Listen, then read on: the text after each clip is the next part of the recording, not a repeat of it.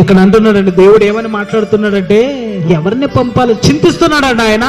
ప్రపంచ మనుషుల పట్ల తన బాధను వ్యక్తపరుస్తున్నాడు ఆయన, తన మనసులో ఉన్న ఆవేదన.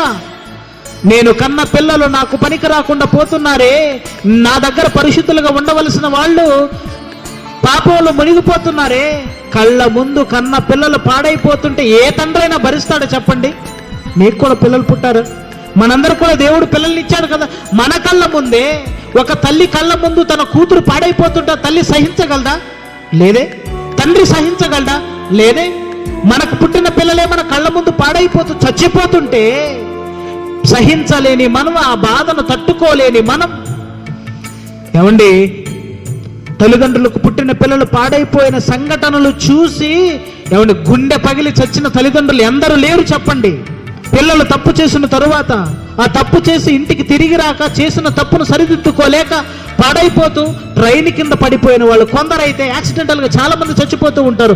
అలా చచ్చిపోయిన వారిని గురించి తల్లిదండ్రులు బాధపడట్లేదా?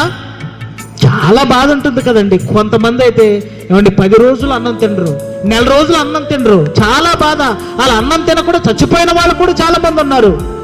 ఆలోచించండి దేవుని పిల్లలారా, దేవుడు బాధపడుతున్నాడు. ఆయన ఎంతమంది ప్రవక్తలను పంపించినా ఎవరు మారటం లేదు కదా, ఎలా చెయ్యాలి అని తన బాధను వ్యక్తపరుస్తుంటే, తన హృదయంలో బాధను వెల్లడిపరుస్తుంటే నేను ఎవరిని పంపించాలిక? ఎవరిని పంపించినా చంపేస్తుంది ఈ నర సమాజం. పాడైపోయిన ఈ సమాజం నా కోసం బ్రతకకుండా వెళ్ళిన వారిని అందరిని మట్టు పెడుతుంటే ఎవరిని పంపించాలని ఆయన బాధపడుతుంటే, నా నిమిత్తము నా మనసులో ఉన్న ఆవేదన, నా మనసులో ఉన్న బాధ ఎవరు వింటారు? నా గోడు